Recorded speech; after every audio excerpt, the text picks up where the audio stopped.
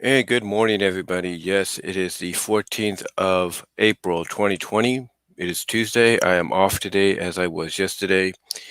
But as you can see by the title that we have here, we're going to talk live about some rescue rangers. Yes, just do a little, fan discussion on the rescue rangers, if you will. Basically, it's mainly due, and I will admit this, there's no hiding it, I think. It's mainly due to the fact that, yes, the Rescue Rangers did make their animation debut or re-debut, reappearance, if you will, this past weekend in the new DuckTales season 3 episode, the new DuckTales season 3 episode, um, Double O Duck and You Only Crash Twice. That's literally the name of the episode. Duck. That's literally, like I said, that's literally the name of the episode. Basically,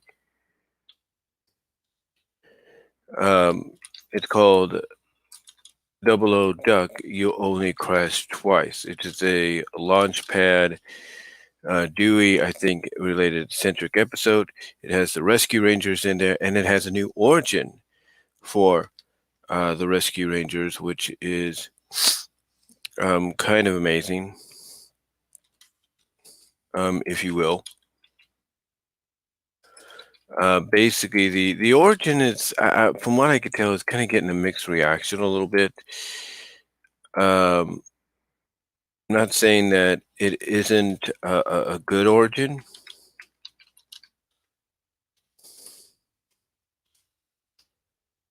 Or anything.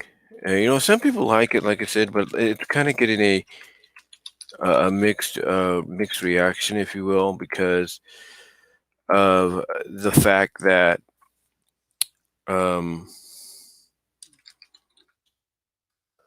it kind of goes away from what we thought could be.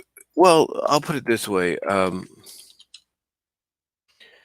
the origin, from the perspective of the Ducktales universe, kind of makes sense because it's like, else are you gonna? It's like, how else are you gonna bring them in? I mean, you wonder, you think, well, it didn't really make that much sense in the show, right? In the original show. Um, and technically, it didn't really. It really didn't. It like I said, it didn't. I'll put it this way. The way it worked in the original show was the humans didn't understand the Rangers. They didn't understand what the Rangers were saying because they were rodents. So if you don't know what the characters are saying, I kind of scratched my ear there, so I do apologize. Just my mic here for a second. Well, like I say, if you don't understand what the characters are saying, then it's like, you don't know what's going on. Anyway, though, and I'm just adjusting the mic again. Let me just okay. I'm just getting the mic adjusted. But what was I saying?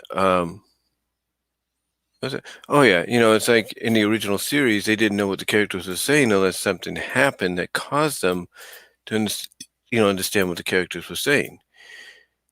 So,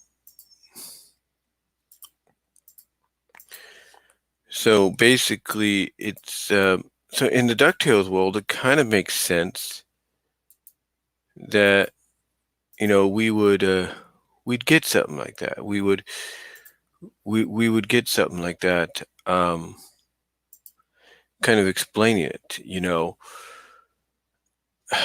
It's the again, like I said, the origin, and it's early. It's about 8:02 right now in the morning. I'm doing this because it's the only time I have with family being off and everything due to what's going on.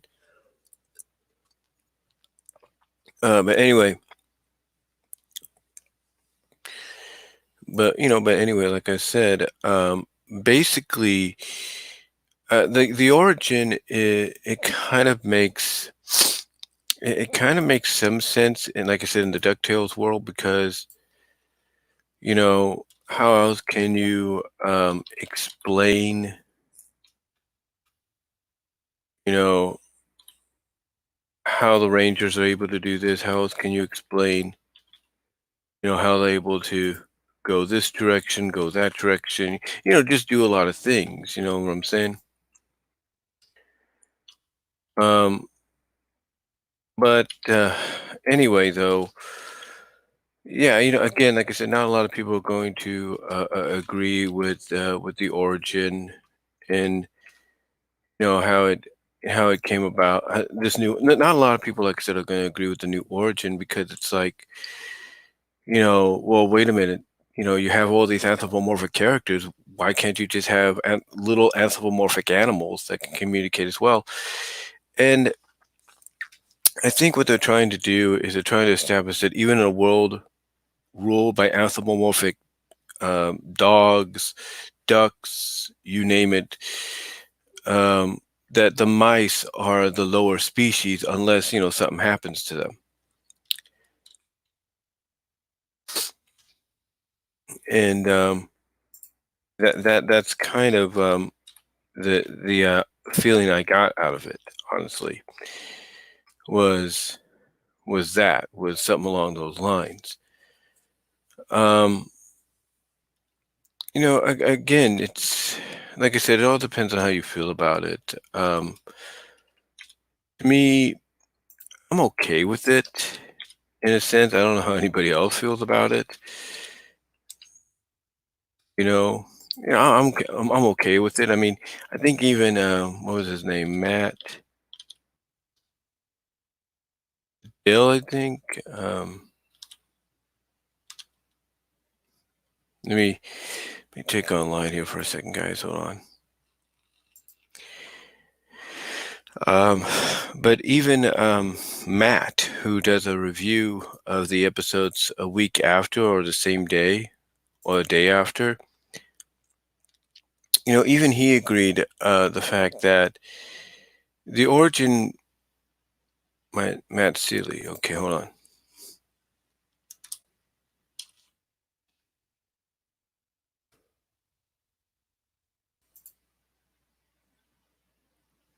I think that's who it is. Hold on, guys.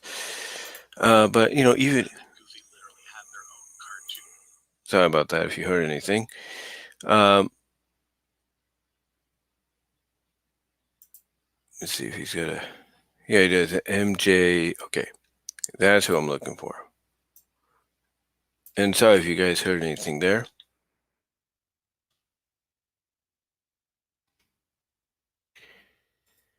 But yeah, Sealy, even kind of said it makes sense to work it in with the origin that way because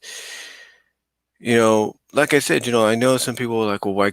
Again, like I said, the origin, and I know I'm rambling on about it, so I do apologize. How long are we in now? About 8 minutes in, so I do apologize.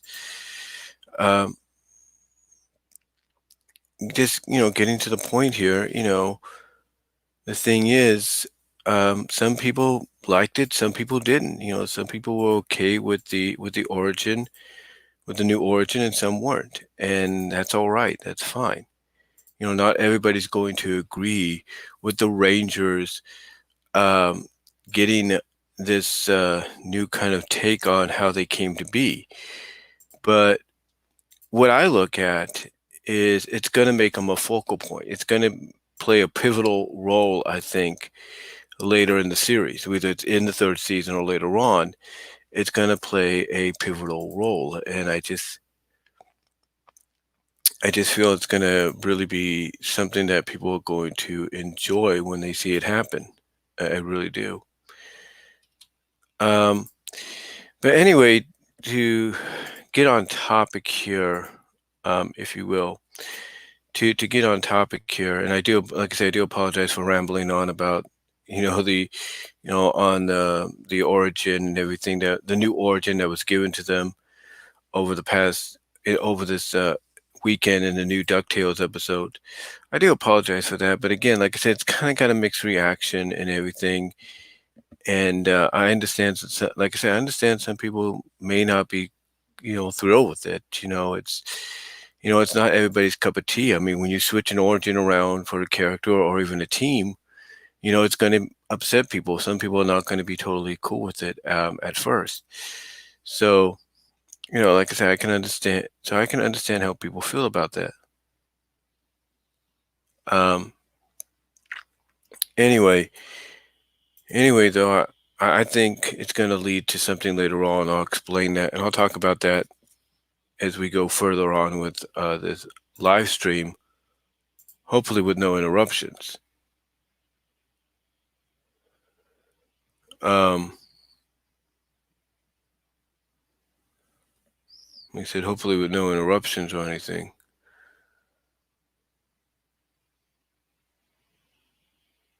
Um,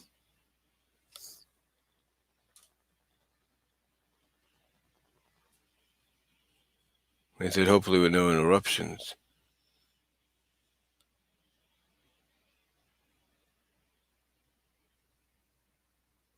I don't think me and my mom's gardener is coming today. He came last week.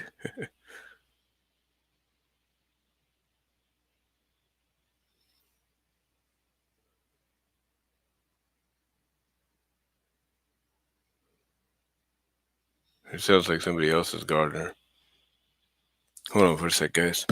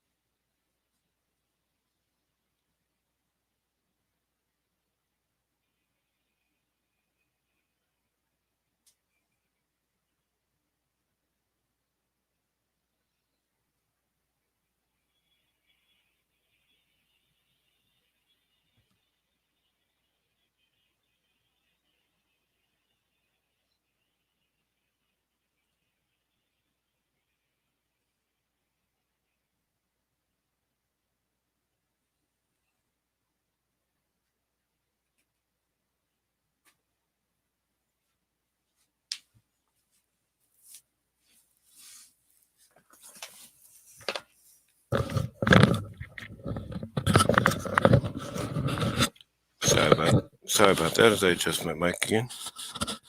Like I said, it's not my gardener, me and my mom's gardener, it's somebody else's. But anyway, like I said, I know some origin changes will upset people, get mixed reactions, but again, there are some that are cool with it. Like I said, MJ Sally, Matt Sal, that does the podcast reviews for the recent episodes. He said he's cool with it. It's like he doesn't have a problem with it whatsoever because it kind of fits in line, and I think it's going to play a pivotal role later on, and I'll talk about that later. Anyway, though, getting on to the video itself and some of the things I want to talk about here. So basically, it's like a topics on my mind deal, but it's just talk, rescue ranger talk, and all that fan talk, if you will. So the things I want to talk about are, my 5 personal favorite episodes, the Boom Studio comics, 2 widely acclaimed fan fiction works that fans did that really helped put the Rangers on the map in a big way. Uh, again, talking about what we can end up getting out of the appearance and the new origin, what that could lead to, and also will the Rangers get a new spin-off series in the future because of that? So the first topic, like I said, the first thing I want to talk about is my 5 personal favorite episodes of Chippendale Rescue Rangers. And I do apologize for taking so long to get here. It's about almost 15 minutes, so I do apologize. But yeah, my 5 personal favorite episodes. The first one I got to start off with. I definitely, as I adjust the mic here, make sure everything's adjusted, everything's good. All right. Like I said, the first episode I want to talk about out of my 5 personal ones, because I did a top 10 video long ago. So if you want to check that out, I'll try to provide a link down below so you guys can see that. But my but out of those 10, the 5 personal ones I want to talk about. The first one has to be A Fly in the Ointment, which was later on towards the series, in the series run, I think almost towards the end of the series. A Fly in the Ointment, I thought, was just a tremendous, if not a funny episode, a funny sci-fi parody-like episode, if you will. Long story short, when it comes to the episode, as I adjust my mic here again, because it feels like it's slipping a little bit. There we go. But like I said, the episode A Fly in the Ointment, which, like I said, took place later on towards the end of the series, I thought was a funny, if not funny, take on sci-fi, thriller, horror films, genre, if you will. Long story short, a little bit of spoilers, but I'm sure people have seen the episode, but a little bit of spoilers. A Fly in the Ointment, of course, focuses on Zipper, and Zipper feeling underappreciated. Like, nobody, like none of the team is taking him serious as a serious part of the team. Like nobody takes him seriously to help out during certain situations. So, long story short, basically what happens is what's going on is the Rangers are investigating a mysterious case of robberies and thefts and all that's going on, but they along with the human police don't know how it's happening. And it's later revealed that the culprit behind all this is Professor Nimno, one of the recurring villains, a human mad scientist who has a high intellect. And he invents, and Nimno, the way he's able to commit these crimes is he invents this helmet that allows you to take your phone, not this kind of phone, but like the regular old what was it? It was the older phones at the time that had a touchpad, but also had, like I said, had a touchpad, but also,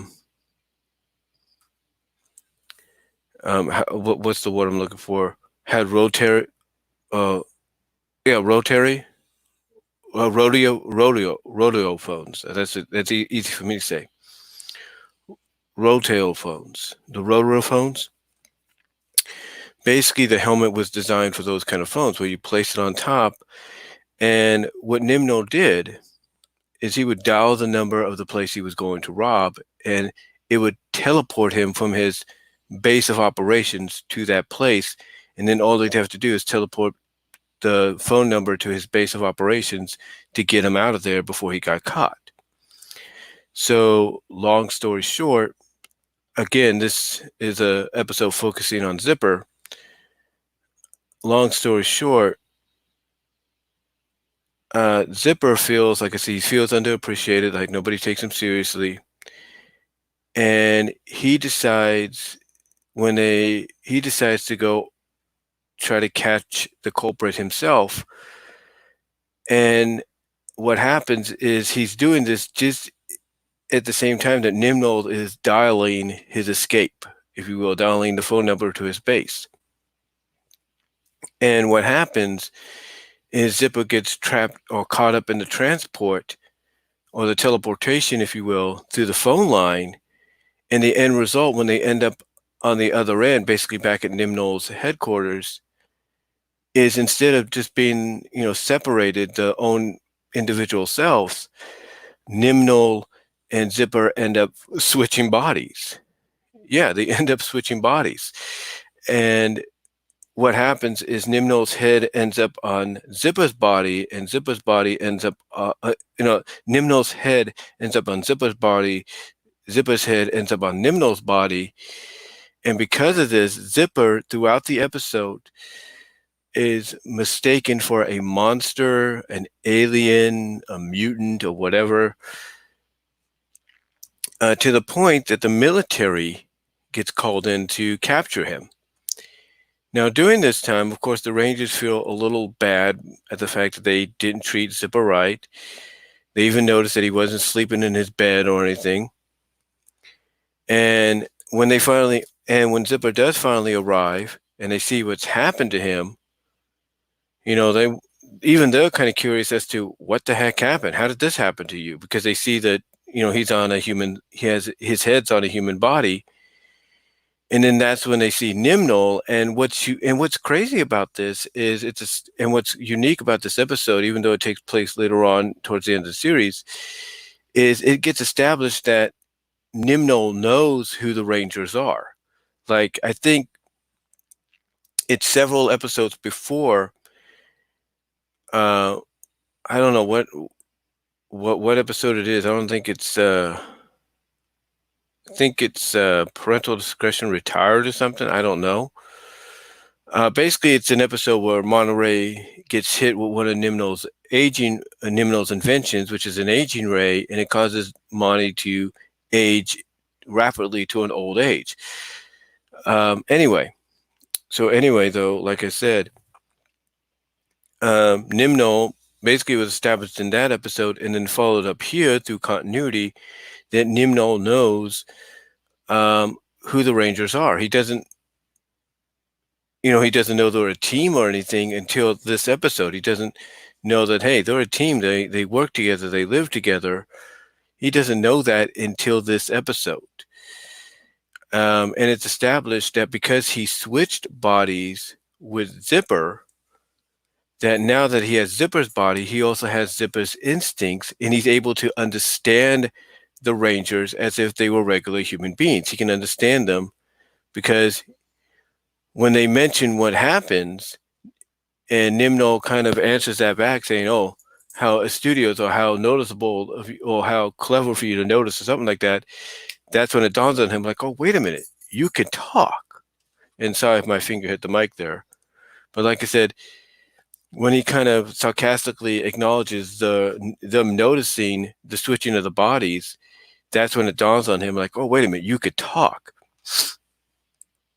So anyway, the majority of the episode basically the majority of the episode after that is used to try to help Zipper, try to reverse the process on Zipper and Nimno.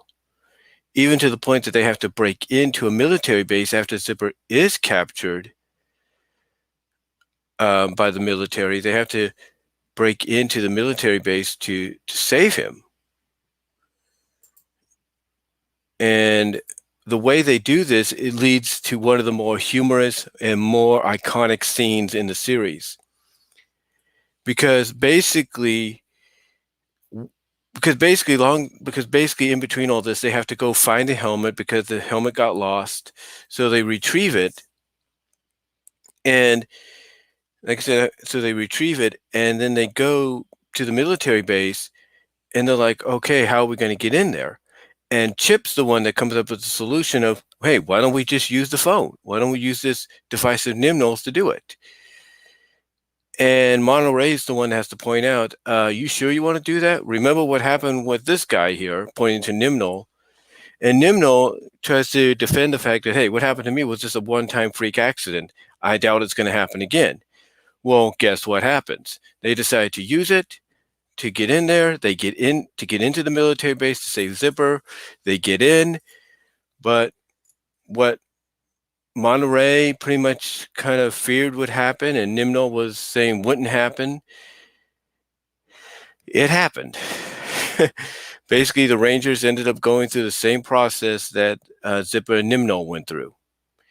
And again, what makes this scene so iconic, after they use the thing to teleport into the base, and they go through the same situation as Zipper and Nimno did, is when you see them popping their heads out from under the helmet, you immediately see who switched bodies with who, and you're like, it's like you look at Chip and Monterey and you're like, oh, okay, that makes sense.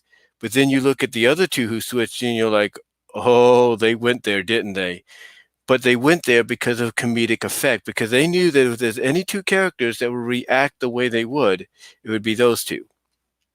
Because the switching of the bodies in this episode of the Rangers, when they go through it, is Monterey's head ends up on Chip's body, Chip's head ends up on Monterey's body, and Dale's head ends up on Gadget's body, and Gadget's head ends up on Dale's body, which again leads to one of the more iconic moments in this scene, because when Monterey and Chip see what happened to them, Gadget then notices she has Dale's shirt, and she's like, Dale, why am I wearing your shirt? And Dale turns around, he has to point out, and then Dale, after he hears her ask this, turns around in shock and goes like, you got more than me than just my shirt.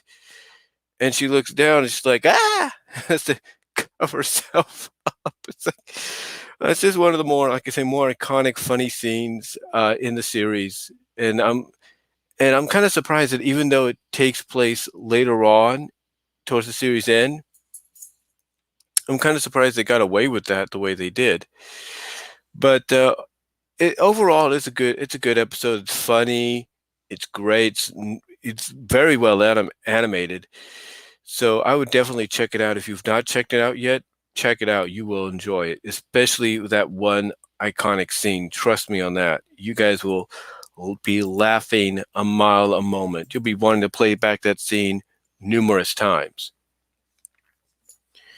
My fourth episode that I like is Good Times, Bad Times. Now, at first, I wasn't too sure about this one. I mean, I had seen it like once or twice beforehand, once or twice when I was younger, when it first came out, but I wasn't too sure about it. It wasn't until later on in the late 90s and early to mid 2000s, even late 2000s, that I really started to have an appreciation of the episode and really consider it one of the best ones out there. And the reason for this was because of the fact that when I looked up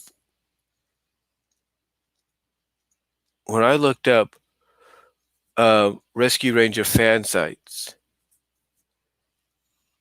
when I looked up Rescue Ranger fan sites one day back in the late 90s and early 2000s, one of the sites that came up prominently was called the Foxglove feature. And I'm thinking, what is this? So I looked at it, and it's still up to date, but it's not been updated for over 20 years, unless the tripod version's been updated. But because there's one at CDRQRU, something like that, .org, and the other's at tripod.com. So I don't know which one has been updated. I doubt any of them have been updated over the past 20 years. But it was a site. But when I looked at this, it was a site that was not only dedicated to the character that appeared there, which was Foxglove, voiced by the late Deborah Wally, God rest her soul. Because, and the reason she was so prominent on that website, yes, she was on there too, was because not only did she voice the character, but she also made it, but because of people finding out who she was and talking with her and getting to know her, they also found out that Deborah worked with other celebrities as well, including Elvis in some of his movies. But anyway, like I said, when I looked up Ranger sites, the Acorn Cafe and the Foxglove feature were the two prominent ones that came up in a big way. And it was through these and it was through the Foxglove feature that not only did I see that it was connected or was part of Rescue Rangers, but I started having more appreciation for it. And I kind of started to get the idea as to why she was such a popular character. Because when you watch the episode, you see a character that has a good heart, but has a good heart and everything, but is associated with someone she thinks is good, but is not. And she finds the truth out way too late, or almost way too late. And the fact that, and the other thing that made it so unique was the fact that they kind of followed a similar trope that they did with another favorite episode of mine. And that is the moment we see Foxglove, she is smitten thoroughly with Dale. She is smitten with him. And this is one of the later, if not one of the last episodes, one of the later, I think fourth to last episodes, I believe. So, it's a really good episode in my opinion, because what you actually see here, and I don't think anybody actually looked at it this way, but what you actually see in Good Times, Bad Times is you see a kind of a, you kind of see Dale shine off a little bit from Foxglove at first. Like he likes, it's like, oh, she's a good friend. She could be a good friend, a good buddy. But he's kind of shy around her because he kind of knows, he kind of senses what she's trying to do. But it isn't until later on, like when they just have this moment, it's like they have this, it's like we see Dale getting the moon rock out, or not Dale. What happens is Gadget gets the Winifred, that's the antagonist's name in the episode, notices through one of her magic potions that the moon rock, the last piece of her spell to become a real fool rich, is in the hands of the Rangers. She notices Gadget pulling it out. So the next time we see the moon rock at the Ranger headquarters, Dale's the one that's, I guess, taken over for Gadget, or gotten up early the next morning to take over for Gadget and kind of move the moon rock to a safer location in the headquarters. And of course, this is when he bumps into Foxglove, and they have a nice little conversation. Foxglove's wondering if maybe he'll invite her to breakfast that morning. Dale comes up with different excuses, like one of the excuses he comes up with, which is kind of funny, is he says, well, I would invite, it's like, Dale's saying one of the excuses is, he would invite Foxglove to breakfast, but because it's Gadget's turn to cook, he doesn't want her to taste food that will taste mostly like machine oil. So anyway, though, like I said, the conversation that they have turns into almost a very flirtatious one, because after Dale falls off a branch onto another branch and then gets helped up by Foxglove, because she's wondering, okay, when would be your turn to cook? And he says, they don't let me do that. I think I'll break too many dishes. And he falls off the branch, and he's like, and he think, and he kind of acknowledges, they kind of think I'm clumsy a little bit. But anyway, though, it turns into, the conversation turns more into almost a flirtatious kind of thing between them. Like, it's like, after Foxglove, kind of helps him out and kind of acknowledges that he's doing a morning workout or lifting weights, something like that. And it's like Dale is kind of surprised by that. And, he then plays up the fact of what, basically he plays up the fact, he plays up to what, he kind of, basically, long story short is, Dale points out that he was just moving the moon rock around, trying to get it to a proper place. And then when he's about to kind of say, Gadget or somebody else or the team kind of did it themselves, he starts to take credit a little bit. So that's when the conversation that they have turns into a flirtatious one. And you can kind of tell there's a mutual attraction starting to develop, like a love starting to bloom. And it's even more evident when they get caught by Winifred, and Dale calls Foxglove Foxy. So, there you go. And then what's funny is we get later on into the Boom Studio comics, and I'll talk about this too. The Boom Studio comics actually build upon the relationship between the two characters as well.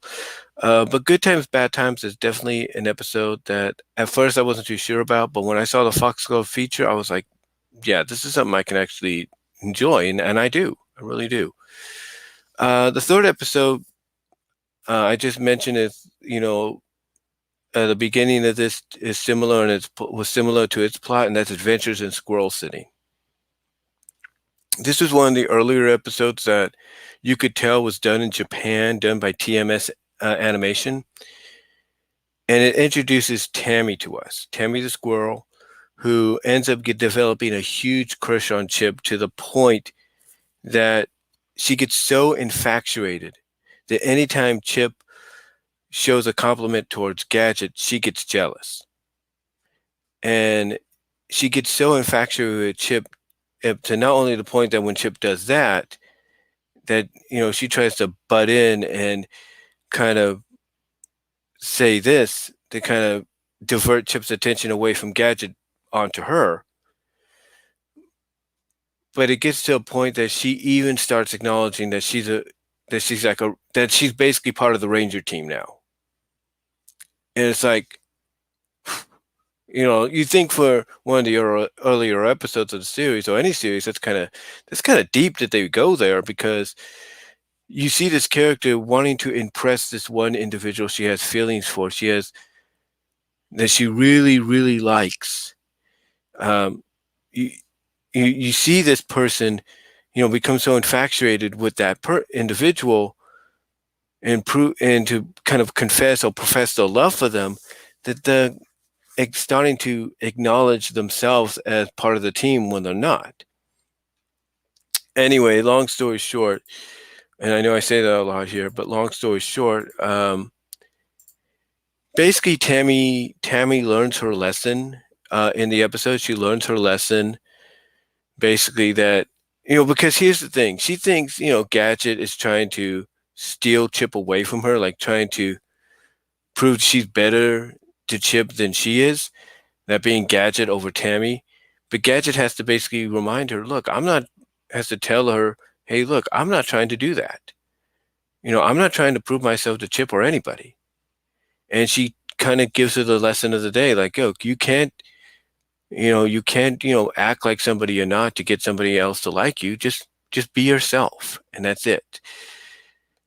So it's a good episode, and it kind of leaves, and I can guarantee you this, had the series gone on much longer, it definitely left the door open for Tammy to become part of the team. I will put it that way. And Boom Studios, once again, touches upon this as well. But like I said, Adventures in Squirrel City, for I think, what is it, the second or third episode, really is worth watching. It really is. And again, what's unique about the story element is you have this character being so infatuated with Chip that she starts to believe she's part of the team when she's not, and she wants to go as far as to retrieve a stolen item from one of the nemesis to prove it. So really interesting stuff. What's the next one I'm going to talk about? It's about playing the ointment, good times, bad times, just closing. Oh, next one. Definitely got to talk about this one, because this to me is probably one of the best ones, and that is the case of the Cola Cult. And it's not just because of the Cuckoo Cola song, which is a good song, catchy song and all that. It's because of what we get. Now, we've had several episodes focus on Gadget and all that throughout the series, there's no doubt. But this one not just focused on her, but it focused on the fact of her question. It's one of those episodes that we've seen even nowadays where a member of a team questions their worth, and it results in Gadget temporarily quitting and then going over to the Cola Cult, but then realizing that's not where she belongs either. And it isn't until she finds out the truth that someone within the Cola Cult, who's actually a thief, set everything up to make her doubt herself and betray the Cola Cult so he could take every donation that the Cola Cult gave, to be fizzed, baptized, if you will, he could basically take those items for himself. Like, because what's unique about the case of the cola cult is the cult basically is giving up all the well-beings to be fizzed or baptized, not knowing that, and even the leader of the cult, who has a good heart, does not know that the items are being not put away secretly in a safe place to not be how do I put this, not be bothered with, be like, put out of the state of mind of the individual that gave them up so they could focus on a more peaceful existence. He doesn't even know that what's really happening is his second in command, if you will, is actually a thief that's stealing the items for himself. He doesn't realize that until later on. And what happens in the end, though, is worth this episode's weight in gold, because what we get at the end is and I remember the promotion for this episode the day before it came out, because it was part of the Disney afternoon. The narrator acknowledging that Gadget in this episode becomes, because of what this Bubbles character does, that's the antagonist's name. He basically, because of what he does, turns Gadget into Ramboette. That's what he called. That's what the promoter, the announcer promoting the episode for the next day, or the episodes coming in within the week, was saying about Gadget, that basically Bubbles, because of what he did, pissed Gadget off so much, excuse my language, God, that he turned her into Ramboette. Another thing about the episode too, and I think I can't think of the name right now, actually talked about this in their little Disney Origins video on the Rescue Rangers. What they liked about the episode is the fact that the characters, when they would get fizzed by the flavored soda, they would stay the color of the fizzed soda for the majority of the episode. So that was pretty cool. It's a nice little touch. But it's a really interesting episode. It's really interesting because just like with the humorous body switching scene in the later part of A Fly in the Ointment, that episode, which you're kind of surprised they got away with when it came to like Gadget and Dale switching bodies. When you look at the case of the Cola Cult, you'll be surprised that they got away with stuff here that makes you think, wow, they wouldn't be able to do that today, or would they? Because I know some people might say, well, if you watch Gravity Falls, or Way Past Yonder, or this episode, or this show, or that show, you'll see something just along the same lines, and you just might, but still, it's like, it's like back then you wouldn't think they would do something like this with a case of the Cola Cult, but they did. But again, it's really, really good. And like I said, the ending is worth watching, especially because you get to see Gadget as an action heroine, if you will, basically kick butt and become Ramboette. And so definitely check that out. And then, of course, my number one personal favorite is 00 Chipmunk. I've said a lot about this episode. I've done a review on it, and I'll put it this way again. It's definitely worth watching because you get to see sides of the characters you've never seen before. Like Dale, you think, oh, he's just fun-loving and comedic and all that, but he's very smart, very intelligent. I mean, he proves this by putting together his own little spy suit. And this is an accomplishment that even impresses Gadget. And it's like, this episode basically gives you the confirmation that the Rangers have two brainiacs on their team, if you will. One that uses her brains more than the other one, but you get the idea. But what you also get out of this is you get Gadget as a femme fatale. Even Monterey calls her that, because Gadget obviously understands where Dale's coming from, decides to come up with an idea to make him feel better. Because, Dale wants to, kind of contribute to the team in a big way, messes up a little bit, Gadget, obviously understanding where he's coming from, says, you know what, I'm going to help him out, convinces Monterey and Chip to help him out, or help her out. And we get to see a side of Gadget that is a femme fatale. We get to see her with, a red dress, red high heels, bracelet, necklace, eyeshadow, lipstick, white, kind of a white blondish wig. And oh my, she just, oh my goodness, she just plays it to the heel, man. She just plays it to the heel. And it's also the first time that we see a kiss on the lips between two Ranger characters, and of course that being Gadget and Dale. And what's funny about that is Chip's reaction afterwards. After Gadget returns to the hiding spot where she and Monty and Chip are, and Monterey compliments her on the job well done, and Gadget says, and Gadget thanks him for the compliment and says, that this should make Dale feel better. Chip's the first one that acknowledges, well, you didn't have to kiss him. And then to play upon that later on, when Gadget tries to remind Chip, look, this little game's going to make him feel better. Chip's like, well, he was looking like he was feeling better already. You could just tell Chip's jealous of the fact that Dale out of the two, because one of the subplots of the series, and this is based on the classic Two Chips and a Miss, is Chip and Dale's kind of like friendly rivalry or something like that over Gadget's affections. Like who is Gadget going to choose, one or the other? And basically, you could just tell the jealousy on Chip's face that out of the two of them, Dale's the first to get a kiss on the lips, get a kiss by Gadget, and mostly a kiss on the lips.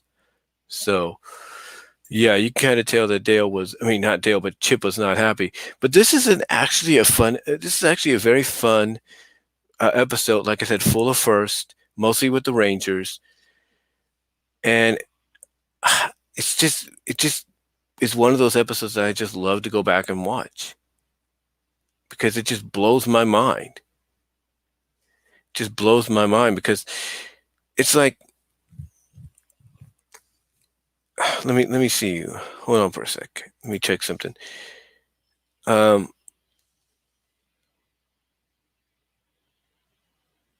on for a sec.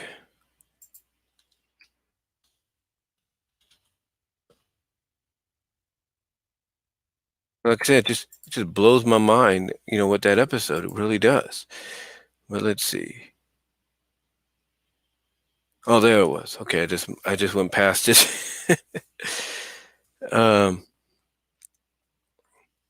Here it is. All right, here we go. It's right here. Oh, it's a 4K version. Okay, where's the original? Find the original here. Excuse me. Didn't mean to do that. Find the original version here.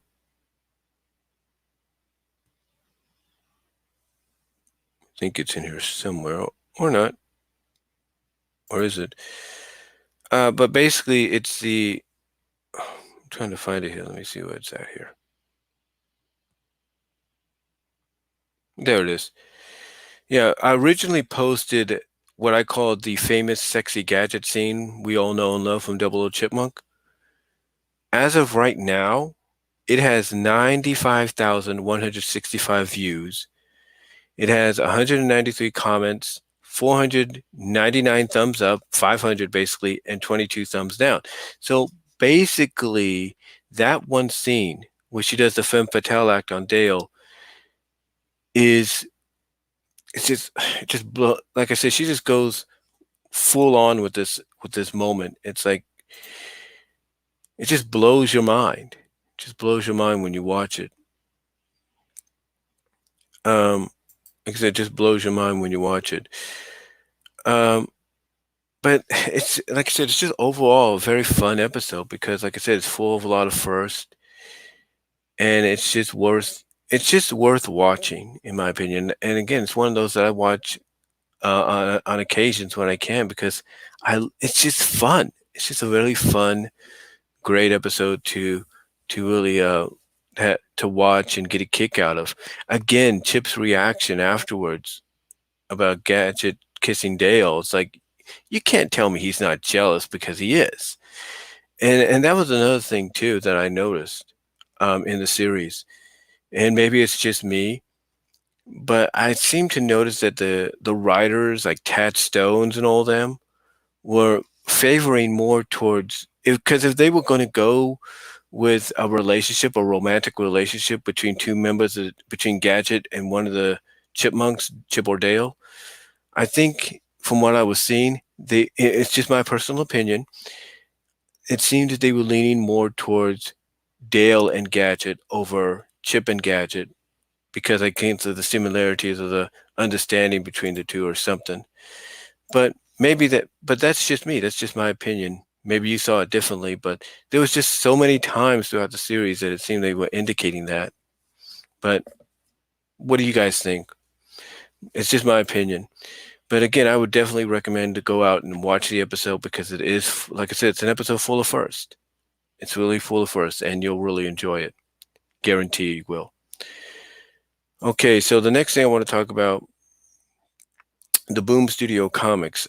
Okay, the Boom Studio comics, they came out around, I think they came around at I think 2010s, I believe. I think when they came out. Basically, I'm going to look that up right now.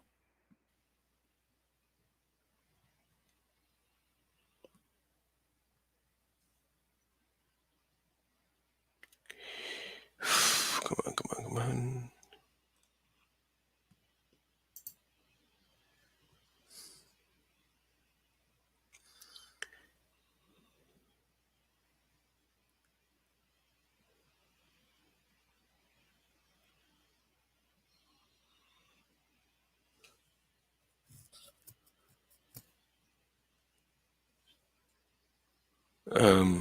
I think, hold on.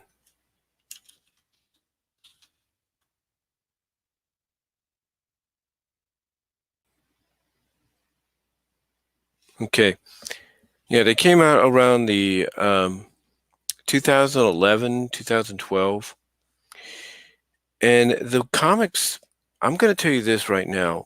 They definitely, if there's anything that I felt was like a soft continuation of the series, it was these comics. You could tell that these comics were written by a fan, were given a lot of thought, given a lot of heart, and were definitely written from the they were definitely written from the point of view of a fan. You can definitely tell that. Ian Brill, I think that was the name of the guy, did a tremendous job, in my opinion, bringing the Rangers back to the forefront in Boom Studios. Boom Studios at the time had a working agreement with Disney to do these Disney Afternoon related comics. They did some from Darkwing Duck, DuckTales, Gargoyles, I think, got the treatment, and Rescue Rangers, and a few others. So to me, seeing the Rangers getting the treatment from Boom Studios, I thought was great, and the stories they came up with were terrific. Obviously, two of the main stories, obviously both stories, I should say, focused on Dale and Gadget. Believe it or not, I think the first part of the 8-issue, because it was only 8 issues, it went for the first half of it, I think, focused on Dale a little bit, focused on Dale a little bit, while the other part focused on Gadget a bit. So I like that. I like the fact that Ian Brill focused on the two characters that really needed to, in my opinion, have the most focus on and could really tell the most stories with, or have the most story-driven development, character developing out of in this 8-issue run. And they are worth reading. I've done some reviews on them. You can check them out here on my channel.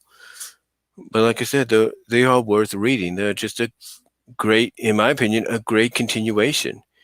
I mean, heck, when they focus on bits of when they focus on the Gadget portions of the stories, you have them mentioning her father. which she only mentioned once in the series, and that was in the 5-part pilot, To the Rescue, but never after that. So yeah, these comics are really good, really well drawn, really good. And I mentioned Tammy and Foxglove earlier, right? Well, these comics bring them back to the forefront as well. And again, you could tell this is done by a fan, because you have this fan touch upon Dale and Foxglove's budding romance, because it's acknowledged in the post-credit pages that Dale and Foxglove are an item, because I think Ian Brill acknowledges Foxglove as Dale's on and off girlfriend. Like when she's off, they're still best friends. When she's on, it's like, yeah, they're together. So they have a budding romance. So that was acknowledged. And she basically is sort of an on and off member of the team. She's like a semi-member member of the team. And then you have Tammy, who we see has become a nurse, and she became a nurse because she was inspired by, the courage that Chip had shown her during the first encounter in Adventures in Squirrel City. So just seeing those two characters together, along with some others, it's like, like you said, you could tell Ian Brill was a fan like us that wanted to bring those characters to the forefront, and he did a great job. So if you can find these issues online at Amazon or something like that, find them, get the graphic novels. You get all eight issues in those. I have all 8 issues, the graphic novel version of the last 8 issues and the individual first 4 issues. But get them. They are worth reading. You will enjoy them. You will feel like you're watching an episode when you read these comics, guaranteed. But yeah, Boom Studios did a tremendous job, in my opinion. All right. Next up, we're going to talk about the mega widely acclaimed fan works. And those fan works being Death of a Comedian and Of Mice and Mayhem. Yeah. Whew. You talk about fans going all the way. The Jam, that's what's the name of the author of this. The Jam, that's what he called himself, did Death of a Comedian. I found most of the story at the Foxglove feature. You can find this, I think, at various other sites now too. But man, you talk about a dark Ranger story. But a dark Ranger story that had great character development, great moments, and really built upon the relationship of Dale and Foxglove. All I could say is read that story. It's a lot of chapters, it is, but it's really worth your time. Death of a Comedian by The Jam is worth your time, as is Chris Fisher's, I think that's who did the other one, Chris Fisher's Of Mice and Mayhem. Of Mice and Mayhem is a great, great story. It's a great web comic. It's still up there. You can find the entire web comic here on YouTube. I don't know if anybody's done a comedy, not a comedy, but done a comic drama on it yet. Well, basically, it's like a radio drama.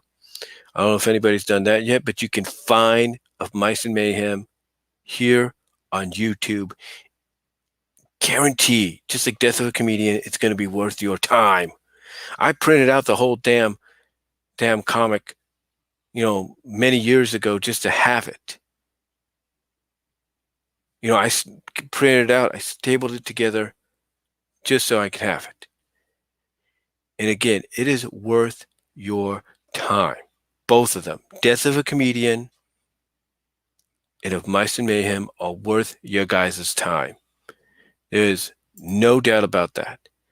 There's no doubt. And if you don't believe me, ask anybody else that's a fan of Rescue Rangers. Ask anybody out there.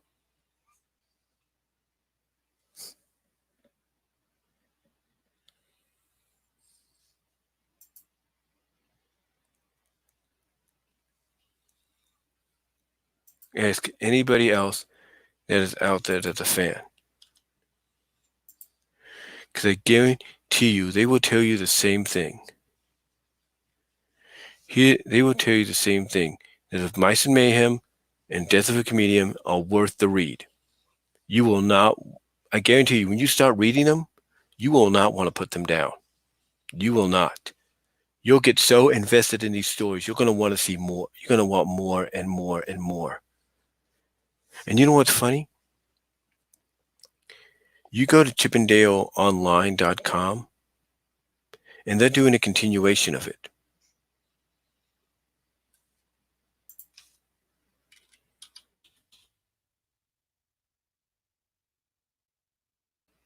Let me see. They're doing a continuation of it.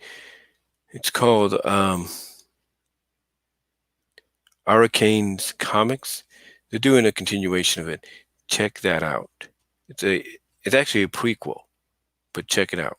It's really worth it. It's a prequel to it. You gotta check it out. It's worth your time. Both those comics are worth your time, believe me.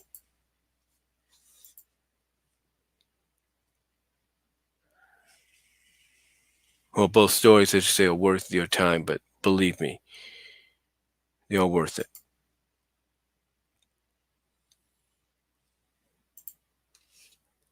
They are worth your time.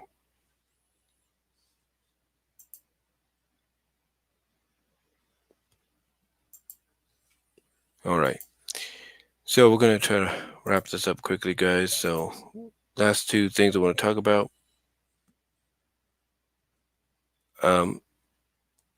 First of all, so the next two things I want to talk about, first one I want to talk about is, will Gadget be the focal point of the Rangers run on the new DuckTales series? Well, I said it before, I'll say it again real quickly. I don't think they would have brought Gadget back. I don't think they would have, gave the Rangers the new origin that they did, especially with Gadget being the first character that they focused on. With Black Horin, I think that's the villainess's name, of Foul. I don't think they would have done that if they weren't planning on bringing them back.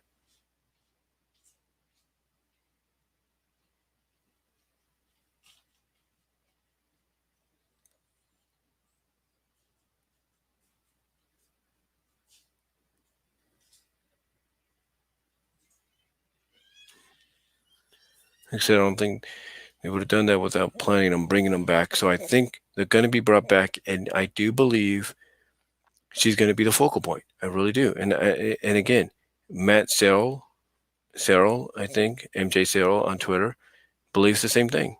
So she's going to be a focal point. There's no doubt about that. There's no doubt she's going to be the focal point.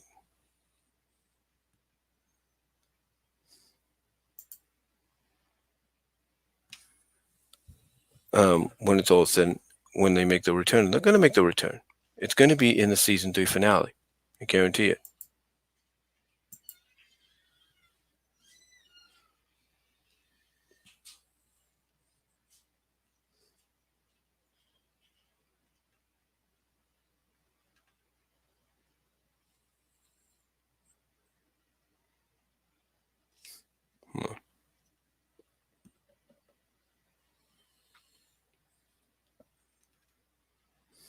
Just checking something. I mean, like I said, I believe they're going to be in the season 3 finale, because again, and they're going to play a major role. She's going to play a major role, because why would you have them go through the origin that they gave them if you weren't planning on bringing them back? Just an opinion, but I believe she's going to be a focal point. I really do. So, yeah, do I believe she'll be the focal point? Absolutely. I truly. I mean, I'm not saying the other members of the team aren't going to play a part, but I think Gadget's going to be the main focal point upon the return in the series. I really do.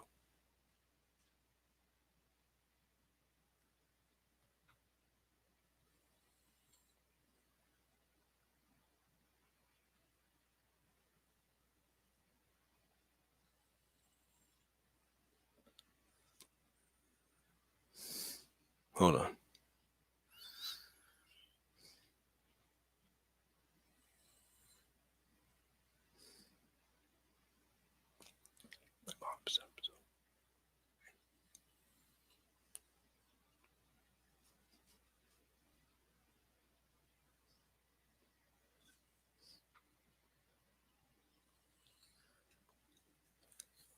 Yeah, like I said, I think she's going to be the she'll be the focal point. There's no doubt.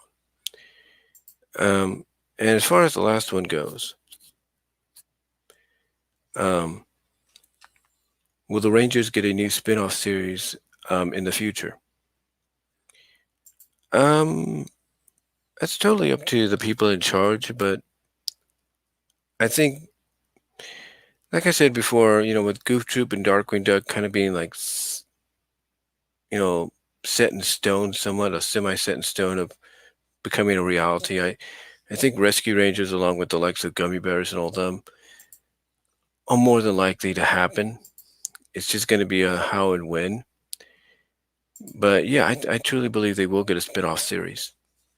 And I hope that, we get rehashes. I'll be honest with you. I hope we get kind of like a rehash or a retake on certain episodes that I mentioned that were my personal faves, just to see how they would be adapted today or be done today. So, yeah, I think they will get a new animated series. And you know what? I think they will play upon the idea of Gadget if they want to go that route. Finally, probably choosing between Chip or Dale of who she would be with. I think that's going to happen. So yeah, I think an animated series will happen. I think they will probably rehash and redo some ideas of some of the personal favorite episodes of mine, maybe, to see how they work in today's world. So, and again, I think it will be teased of Gadget finally choosing between Chip or Dale. I really do. So, yeah, I do think they're going to get an animated series. I really do. It's just the timing. And I've got a feeling if we do find out any information about that, it's going to be at San Diego Comic Con. It'll be there or be at a future Disney event, like a D3 or a D23 or something. So that's honestly what I believe. It's honestly what I believe. That's honestly what I believe and see happening. I really do. So, though, anyway, though, guys, that's about it for this live Rescue Ranger talk. Hope you guys enjoyed it. So I've had to wrap it up real quickly. Like I said, my mom's up now, so and all that. But anyway, I hope you guys enjoyed it. Let me know what you all think down below. Comment if you like. I'd like to hear from each and every one of you on this. Let me know what your thoughts are on some of your personal faves, what you had to think about what I had to say about the other stuff as well. Comment below. Thank you all for joining me live. Have a good morning. Stay safe. And I am out.